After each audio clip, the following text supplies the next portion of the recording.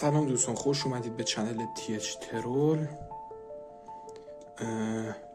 برای اولین ویدیویی که میخوام داخل چنلم بذارم یه روم توره. این ستاپ کامپیوتر منو میبینید، یه کامپیوتر موس تسکو. کیبوردم خراب شد، به خاطر همین اینو گرفتم. یکی کیبوردم خدافظی شد. هدست اونیکوما X11 که خیلی هدست خوبیه. من این هدست رو حدود 500 گرفتم، الان قیمتش خیلی بیشتر رفته بالا. و اینجا ما یه کامپیوتر زغالی رو میبینیم، صندلی رو میشینم روش واسه شما ویدیو میگیرم. آره دیگه، همه بعد به راهه. یه سری تابلو زدم به دیوار حرفه‌ای. اینجا یه نور به جای لامپ کار کردم، اونو کندم، از اون رو نور گذاشتم. یه PS5 داریم و توش کلی بازی داره. حالا باز اگه بخواید ببینید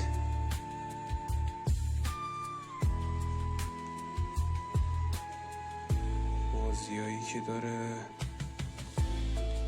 اسپایدرمن، FC25، گاداوار و کلی بازی دیگه. حالا دیگه زیاد چیز نمیشه. بعد یه سری ماشین اینجا میبینیم که از کلکسیون بچگیمون جمع شده. یه سری اکشن فیگور برای زیر کامپیوتر و اینها که حالا دوربین فوکس میکنه درست. یه کاتانای دستساز خودمه، با چوب درست کردم و اونجا هم با اسپری رنگ کردم.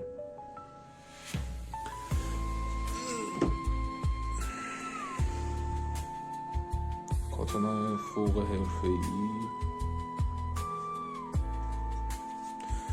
در کل چیز خوبیه.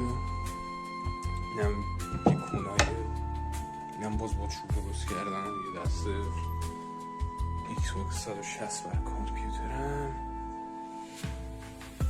یه دوتا مجسمه فیل اینجا میبینیم.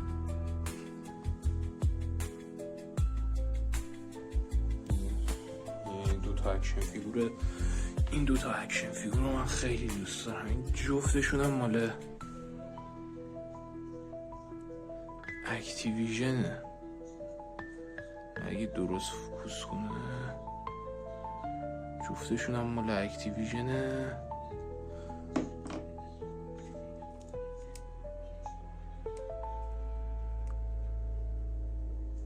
خیلی بد معلوم میشه ولی خوب مال اکتیویژنه دیگه. من پیگیر نباشیم. یه دونه از این کشتی هایی که غرق نمیشن و PS5 دیجیتال ادیشن. 3 تا لاک روشن اینجا دارم، یکیشون گم شد. اینجا داریم آقای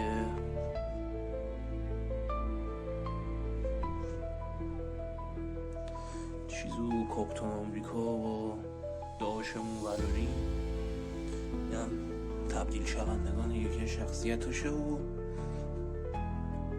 این اکشن فیگورا. این تخت خودمه، این تخت مهمانه، اضافه بود گذاشتم اینجا. من پدرم در اومد قشنگ اینجا رو نور کشی کردم و لایت و اینا. حالا اینم یه پنکه است که از مادر بزرگم درست رسیده بودم. یه چند تا تابلو داریم اینجا، تابلوهای خفن. اون موقعی که خریدم تو بازار تهران بودم، اینجاش خورد تخت شکست، اینقدر شلوغ بود.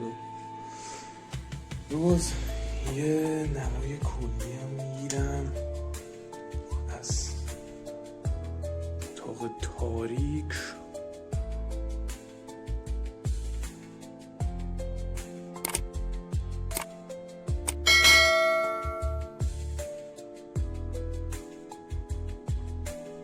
ببینید و عشق کنید. همین بعد اینجا براتون ویدیو خفن میذارم.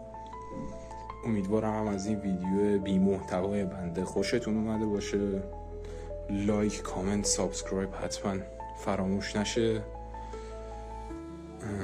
امیدوارم که بهترین ویدیو رو، بهترین خاطره ها رو باتون بسازیم. پیس اوت.